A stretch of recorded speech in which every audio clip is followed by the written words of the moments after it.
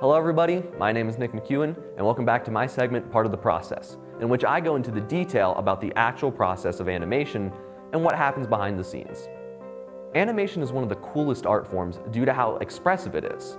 Since it's all drawn, there's no real limit to what you can put on screen. If you can imagine it and you're willing to draw it, you can animate literally anything, whether it be intricate magic spells, physics-defying stunts and speeds, or even just completely normal real-life interactions. There are no limits to creative freedom. However, there are some things about animation that go without saying. Some agreed-upon rules in the animation community that, while not set in stone, are almost always followed, and for good reason. Today, I'm going to talk about one of those unspoken rules and one of the main ways it is broken. That unspoken rule is the 24 FPS standard for animation. As I said last time, a frame is any individual picture drawn for an animation, and FPS stands for frames per second.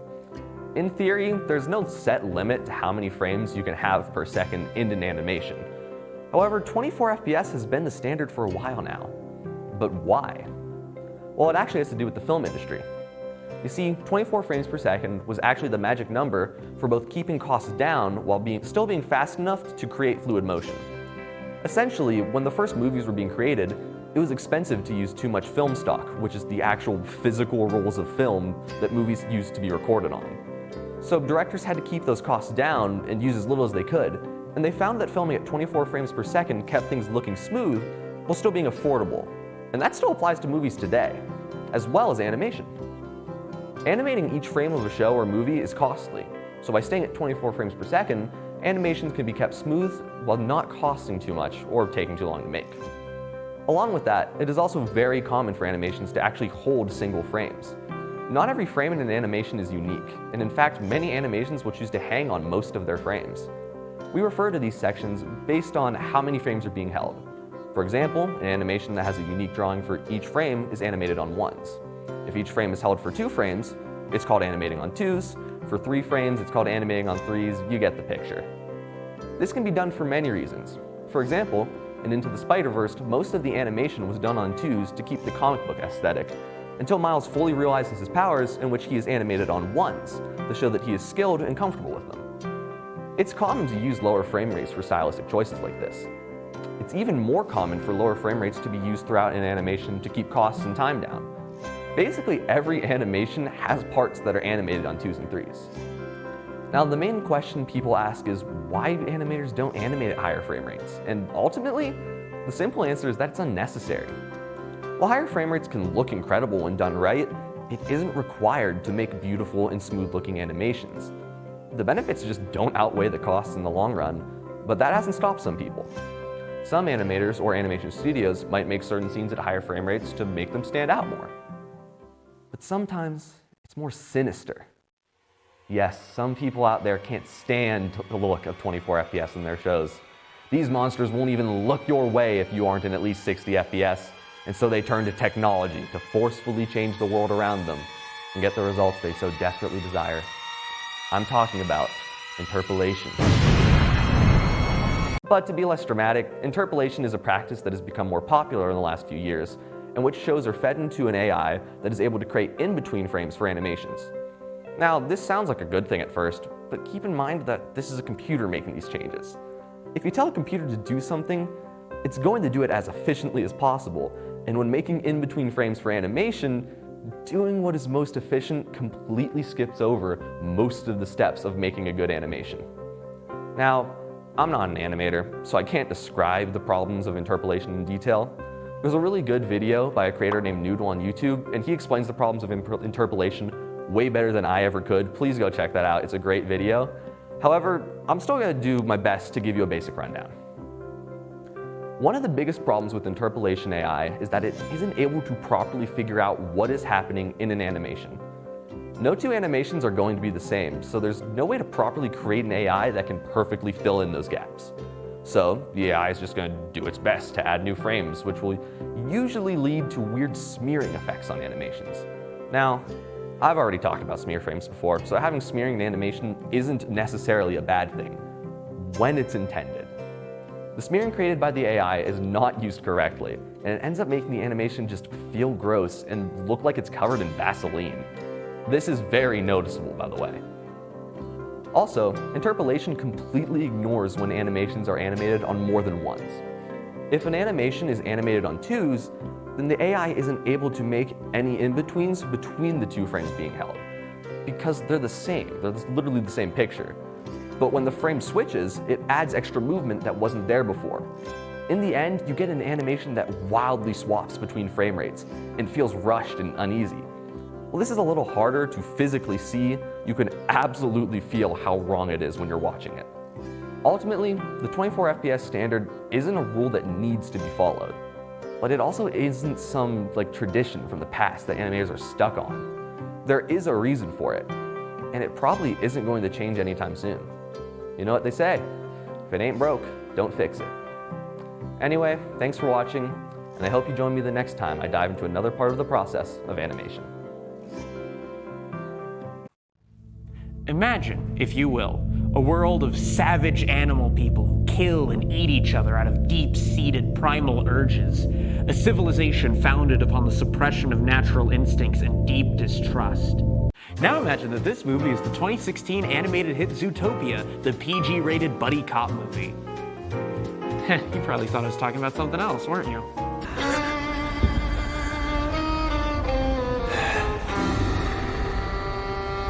Carnivores are all monsters, every one of you! Oh yeah, that show. Look, I know they're similar, but they've got some pretty big differences. That scene you watch? Yeah, that's a big one. Beastars isn't afraid to just straight up kill characters. It's by no means a gore fest, but it doesn't hesitate to get its clawed hands dirty. Give it to me. I'll eat you. I'll eat you. I'll eat you. Now you may be asking, why'd that fella go and eat that nice llama guy? Well, first off, he's an alpaca. Second, carnivores in this world are just as hungry for meat as real-life carnivores are. But meat is hard to come by, considering it's only attached to their friends, neighbors, classmates, partners, and everyone else around them. And no matter how tasty they look, apparently you can't take a bite out of your friends without getting in trouble. Carnivores have to make do with meat alternatives, like soy burgers. Zootopia doesn't have this problem, as they use fish as a source of meat. This cleverly skirts by the uncomfortable question of what Nick Wilde eats and helps the movie stay kid-friendly. But Zootopia isn't free from crazed predators threatening our leading lagomorph lady, as some people go savage and revert to a more primal form, attacking those around them in a blind rage. However, it is later revealed that going savage is caused by an outside influence, whereas the carnivores and beastars are giving in to their baser urges. They maim those around them in devouring incidents. Therein lies the key difference between the two universes. Beastars is focused on the evil that lies deep within society. There is no single bad guy to beat to defeat racism. Zootopia has that one bad guy that causes all of the prejudice, and when the protagonists beat them, then all the prejudice goes away. I will admit they do have some things in common, one of them being some weirdly dark history behind both of their societies. I don't want to spoil anything, but let's just say that both worlds are a bit more savage in their early history. They also use the dynamics between animals as a reflection on and critique of real-world prejudices, although Beastar's allegories are a bit more complicated, not representing a single real-world issue, but providing a unique world through which the reader can analyze the society around them. Zootopia is a much more clear-cut allegory for racism, with some much more clear-cut imagery to go with it. Look, you probably can't read, Fox, but the sign says, "We reserve the right to refuse service to anyone." So beat it. You're holding up the line. In some ways, the main duo in both stories are reflections of each other, with one focusing on the carnivore and one focusing on the prey. Judy Hopps is an ambitious cop who wants to do good in her community. She's vulnerable compared to most of the people around her, but she never lets it get to her. I can make the world a better place. I am going to be a police officer! Legoshi, on the other hand, is a depressed teenager who doesn't understand why he's in love, and though he wants to change society, it's not nearly as easy for him as it is for Judy. He's one of the strongest people he knows, but it doesn't mean much when what he wants to fight isn't punchable. He's also afraid to use his strength, as it would reinforce the stereotype that carnivores are violent and unstable, which is the exact opposite of what he wants to do. Enough!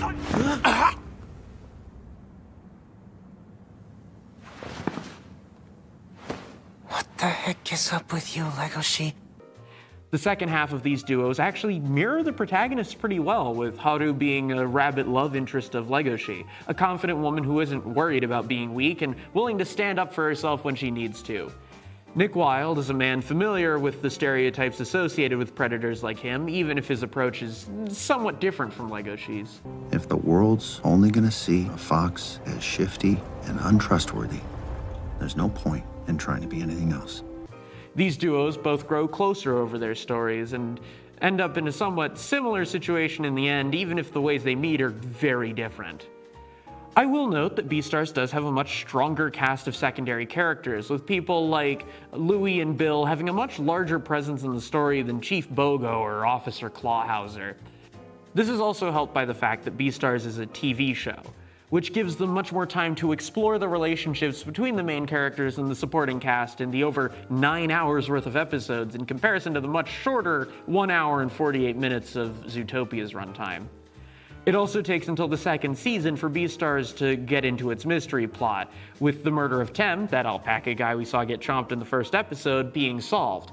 But hey, better late than never, am I right?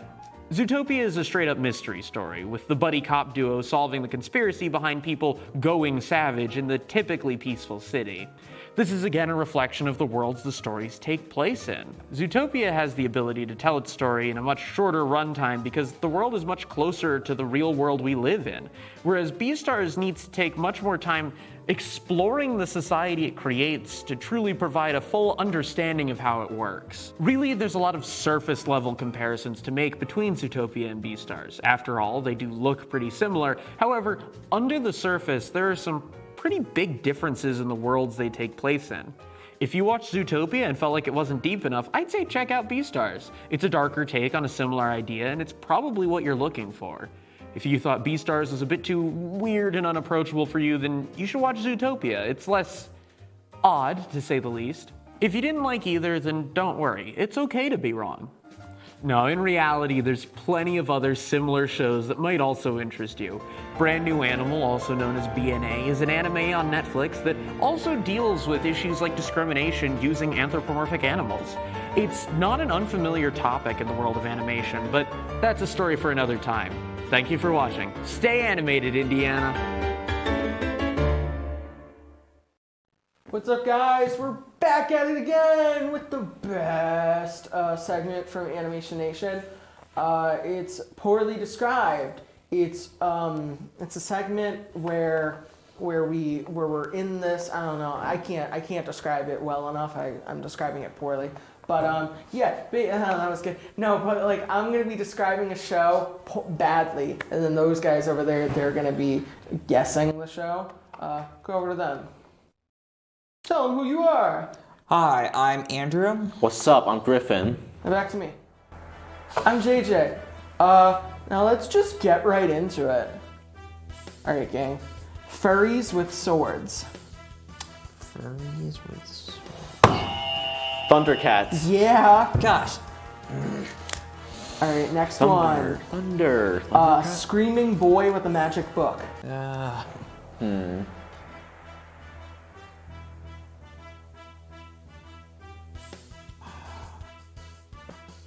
It's an anime. Anime. Yeah, I figured you guys Wait. would get this. Screaming. Oh! Black Clover? Yeah. Okay, I would never know that.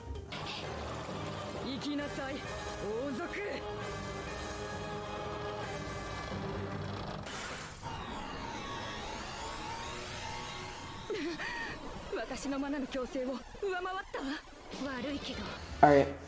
Gotta Catch 'Em All, Fingers Edition. Fingers edition?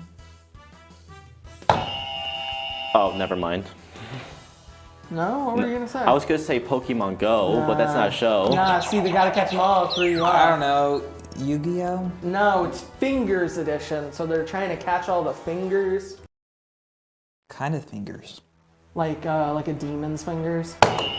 Jujutsu Kaisen. Yeah, it's Jujutsu Kaisen. Yo, this guy's like smoking you. Oh, hey Panda, have you seen my jacket anywhere? No, sorry. Okay, I wonder where it could have gone. I know. Alright, a dead guy fights alongside a god.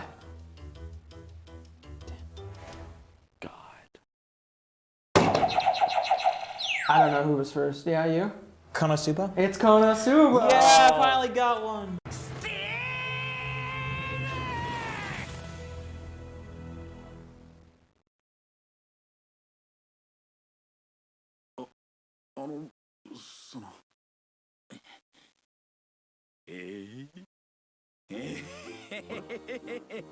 I only saw one episode of that. Neat. Okay. Best friends helping a princess. Adventure Time? Yeah. And then last one. People named after food. What is you? It's a newer one. Apple and onion? No. Is it an anime? No, it's a Oh. cartoon. It's an older one, like mid or early 2000s, I'm pretty sure. Early 2000s. What's the name? Chowder! Yeah. I think it's time to get cooking! Oh boy! Yay! The juice worked! Kids at a food school. Yeah. Food Wars? Yeah. Oh my gosh. What's another one? The new age of superheroes. My Hero Academia? No. Oh.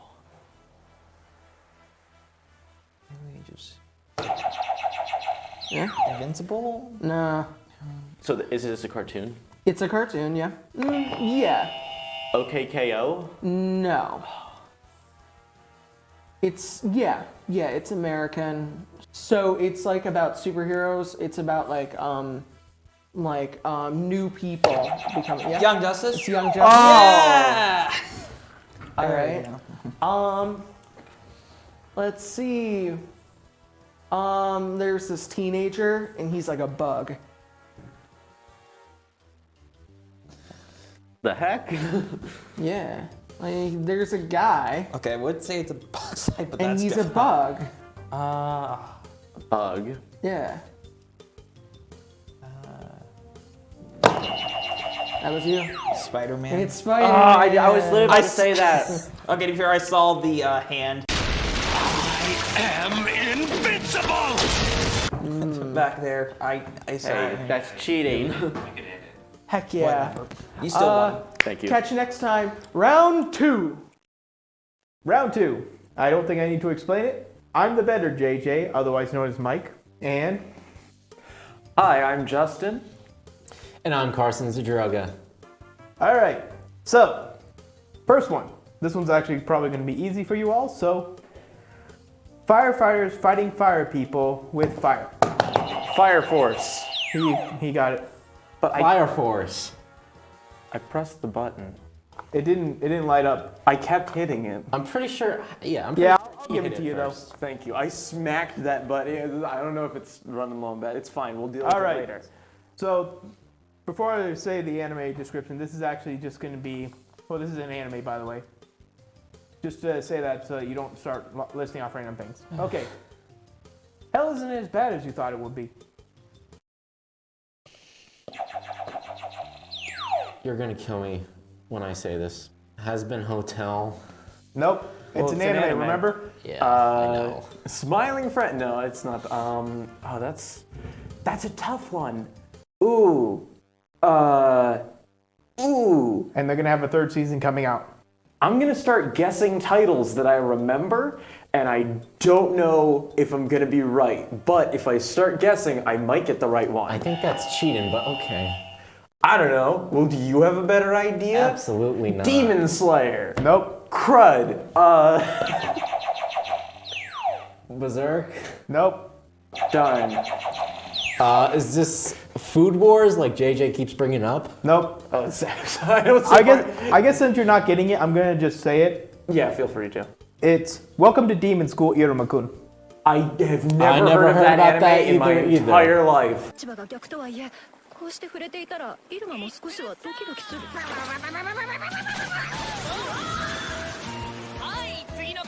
You need to watch it because it's very wholesome. Do you have any American cartoons? Or... The next one will be American, and this one's a more recent cartoon, so... Okay. Beautiful. Sounds great. It will be, well, so... Interdimensional Railroad. Oh my god. Come on. Think of the name. Wait, can I? Come on.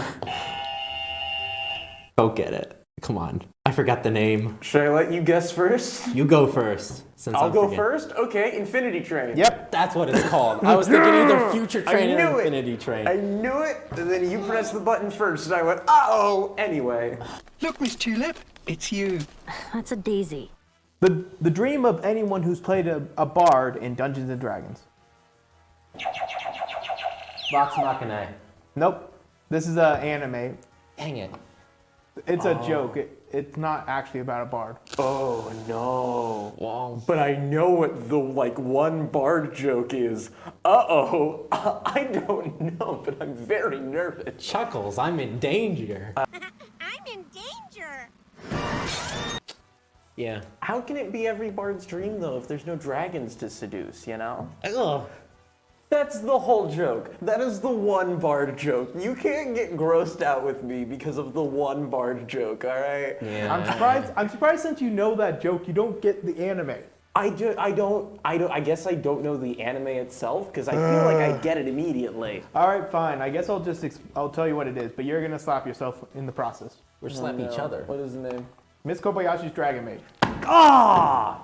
I think you could have had it. Well, it is poorly described. That's pretty fun. Okay, that's clever. I don't think anyone would have gotten it, but that's a funny description. Little boy being raised by a butler. The Batman. Nope. Yeah. I feel like it reminds me of like any piece of Batman media. And this is anime, by the way. It's an anime. Ooh. That isn't what Black Butler's about, is it? That is basically Black Butler. Yeah! Once again, I am the best. Once again, I forgot its name. Yeah, like basically it's like after his parents got killed in a fire, that he basically was Yeah, raising- it is. Yeah, I remember this now. I think you described it to me. Yeah. Yeah. It's a good. I've heard it's a good show. So that's the end of round 2. Hello, everyone. Welcome to the final round of Poorly Described.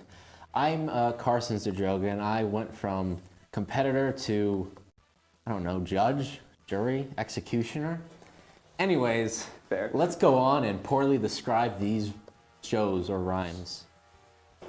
We have Donovan and Nick with us. Sorry to not introduce you guys. Hey, no, that's fair. That's us. This will be an execution because I don't think we're gonna do Yeah, very we already good. agreed like beforehand. This is gonna be the worst. Like this is gonna be the worst round ever. Who knows? So, Maybe we'll like do really good. I guess there's only one way to find out though. Just smile at the camera, guys. That's being optimistic.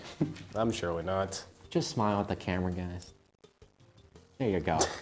All right, first show. Short kid. 3 alien moms.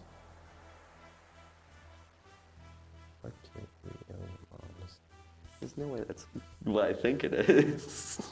Is it what I think it is? You might as well say it. I mean, are they aliens now? I don't know. You might as well say it because I don't know. But also, I think people in here like this show, so if I'm incorrect, they're gonna beat me up. My brain's saying Steven Universe, but I think I'm wrong. You are correct, Nick. I'm not wrong. Let's go. They're not moms. I wasn't classifying them as moms. They're mother figures. Yeah. Okay, I'll accept that. Now, let's keep it together. Our memories of Rose can't be tainted by some overgrown brambles. Look at them. They're a mess without her guidance. So, yeah. I guess that makes sense. That's 1 for Nick, 0 for Donovan. All right, let's go on to the next one. 5 teens fight things. Teen Titans. You are correct, Donovan. Maybe we'll do better than we thought. These aren't as, like, out of pocket. I was thinking Teen Titans or like Kids Next Door. Oh, ooh, Kids Next Door would have been a good one too. 1-1. All right. 3 boys and money. Ed and Eddie. Dang, that was a good one.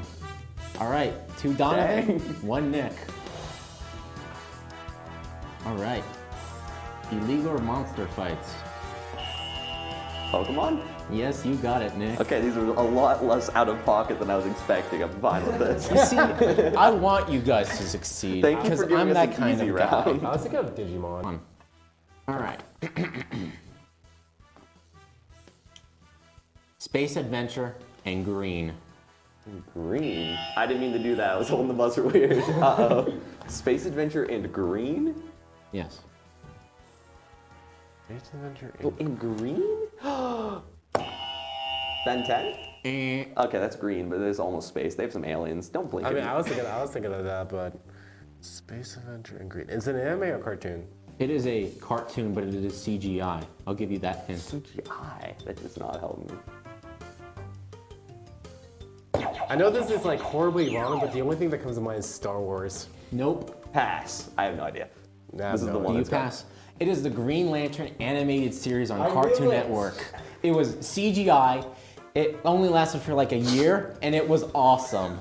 I see I've interrupted something. No, Carol, The next one is genetic powers and love triangles. Genetic powers and love triangles. It could be a lot of things. And some discrimination, too. And discrimination, the whole shebang. The whole crew's here. Invincible? Nope. Okay, I felt almost okay with that. I guess I don't really love triangles. Genetic powers. Pass. Yeah. It's the X-Men.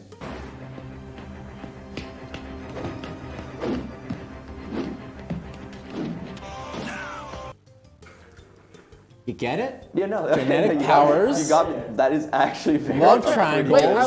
Love Triangle threw me off. What Love Jean Triangle? Grey, Cyclops, and Wolverine. That's like one love triangle. That's like every story has Okay, a love another triangle. one is, if you kept me at X-Men, if you kept me I was thinking at of Young genetic Justice powers, because there's like.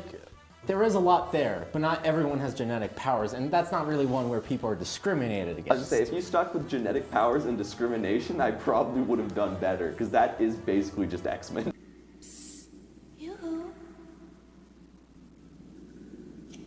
That's the final round. I think they both tied. Yeah. We did. Do you want in to the end. do you want to do a quick one or? Throw one at us. Go. First thing that comes to your Let head. me use big brain time. Big wave. All right, group of powerful people fights things. Literally any superhero show. That's not an answer. You got to be specific. Justice League. Yes, Justice it is. League. Dang it. Heck yeah. Donovan won. This game's rigged. Insolent trickster, you dare to strike out. You dare to strike out. You dare to strike out. Quit it. Oh no. Donovan won, and that will be the conclusion to Poorly Described. Make sure to subscribe to YouTube if this is on YouTube. And thank you, and have a very good day. Like and and subscribe. yeah, stay animated, Indiana.